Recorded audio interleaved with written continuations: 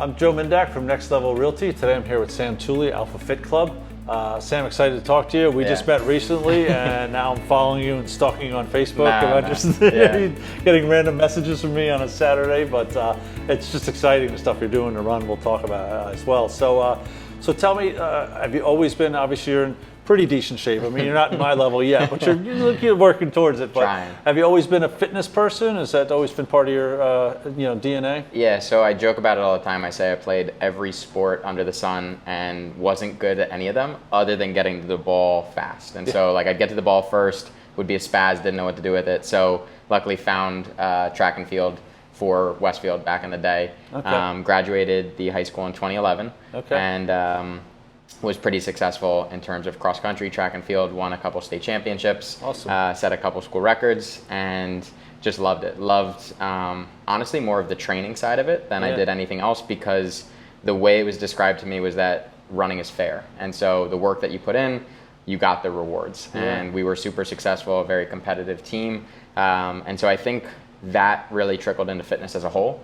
When I got to college, I ran 1 year at the Division I level, but fell in love with the weight room and was tired of being a stick figure and decided to kind of put my discipline, my focus on that, transformed physically, and just fell in love with that process. And so when I did come home, I started coaching at the high school, opened up my first tiny gym, which was about the size of our lobby now, which is pretty fun, and it was right down the road on Central Ave. So that was about 3 years ago exactly. Oh, great, yeah. So the state championship records, how often do you check those to make sure you still got the record? We were the fastest cross country team in high school history until the very next year. And so a lot of the guys I was running with were just a grade below, and they ended up beating us, which is fine. If any group's going to do it, it's the guys you're with. We'll give it to them. That's awesome. Good. So where does Alpha Fit Club come from? What's the name mean? Anything?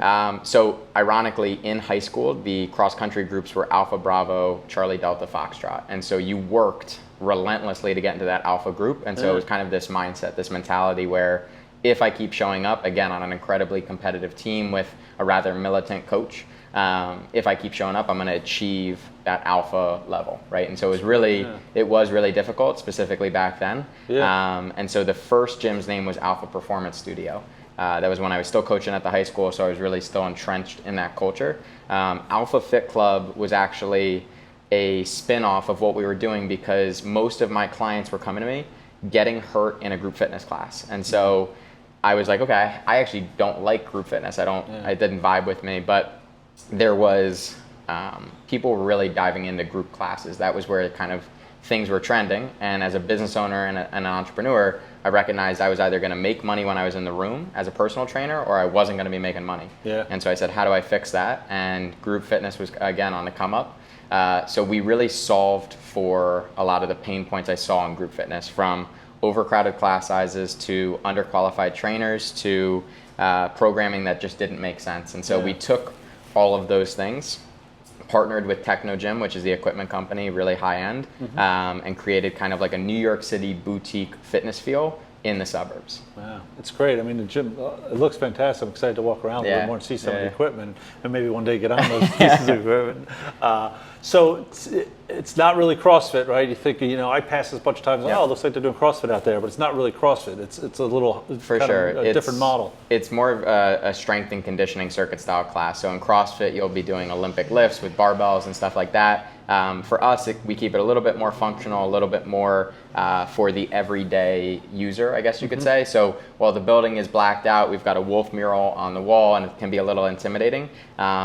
It's anything but. And so really what we've been successful at is building a community, making it feel inclusive in terms of, whether it's your first class or your 200th class, you can come in and experience the same workout. I can work out next to my mom in the same class and still get an appropriately challenging workout for where we're at. Good. So it is, you ride past here, I pass it all the time in Central, but it's like, oh, look at these people doing, like it seems like, but they're working, but you could be at any level. You could be totally out of shape, but just work at your own level, and you go, and you were saying it's like 6-minute intervals, kind of, you work at different stations for, So you're going around the room, basically.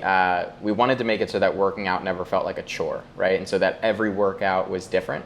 And so the way we kind of formatted it is it's between 3 to 6 minutes at a station, quick and easy. Sometimes we joke saying you don't have to come back to this station. So if you hate running on the treadmill, the most you'll be doing it is 6 minutes within a class. And so it's a blend of strength work and cardio. So the focus is to build muscle and burn fat.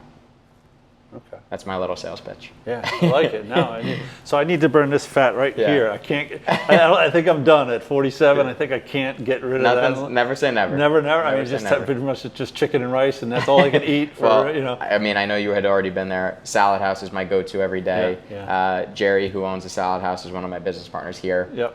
So we've got a really awesome collection of people kind of behind the brand, from the owners who, again, were either group fitness enthusiasts or, again, just with my background in terms of overall fitness and endurance, to our staff too. We've really been fortunate enough to build a team that is emotionally invested in not only the brand and the business, but the people who come here, because you start to see the same people every single day.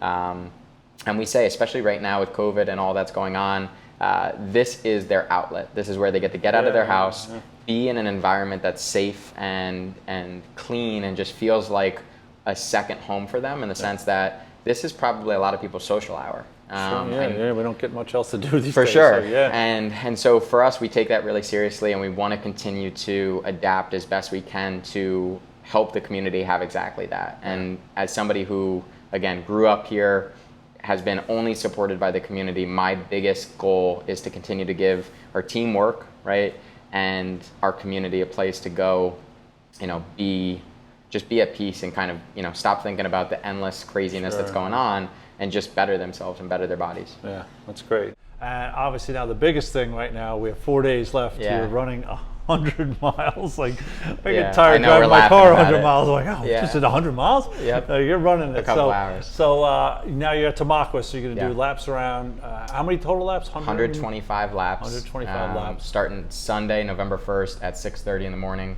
We'll probably finish up around 2:30 or 3:30 in the morning on Monday. Wow. The reason behind it realistically is twofold. One, I have the pleasure of coaching 100 endurance athletes all over the world, and a lot of them had New York City Marathon circled on the calendar, which, much like many road races, was canceled. And so I needed to put something on the calendar to keep them motivated and accountable before ditching me as their coach and saying, I'm all set, man, I'll wait till next year. So we put something on the calendar. One of the races that was also canceled was the Night of Lights 5K, which was in my little brother's memory. We held it last year in Tamaquas.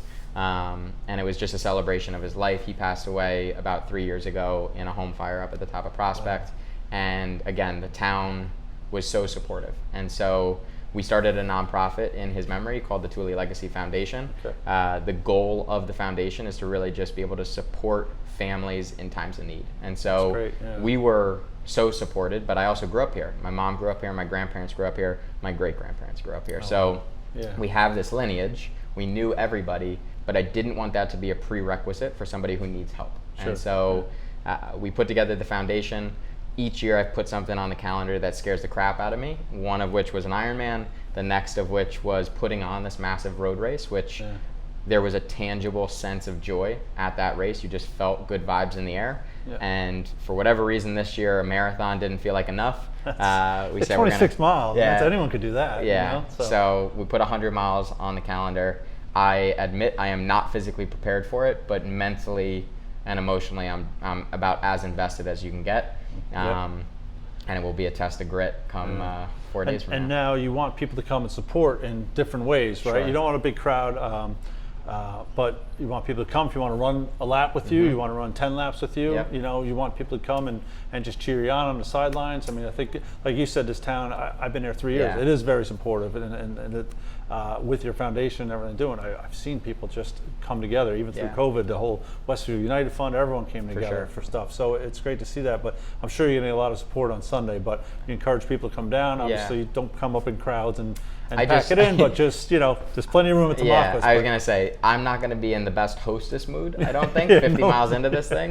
But 100%. Anybody who wants to come out, whether they want to run a lap with me, 10 laps with me. Again, I won't be able to talk too much. I'll be focused, but having bodies around, I think, makes all the difference. And if somebody wants, I have a bunch of clients coming to run all out half marathon and marathons from all over the state. That's awesome. To come do their thing on the day. And so there's that avenue, and then also if people want to donate or support in that way, we've almost raised $10,000 to date, which is amazing. Awesome. So yeah. I saw the donation online the other day. I put something in there. So it's to donate. Is it Sam Tooley Foundation? So there's the Tooley Legacy Foundation. I'll be posting it a bit more. Okay. There's a specific race registration page you can donate right there. Okay, I saw that. Yeah, great.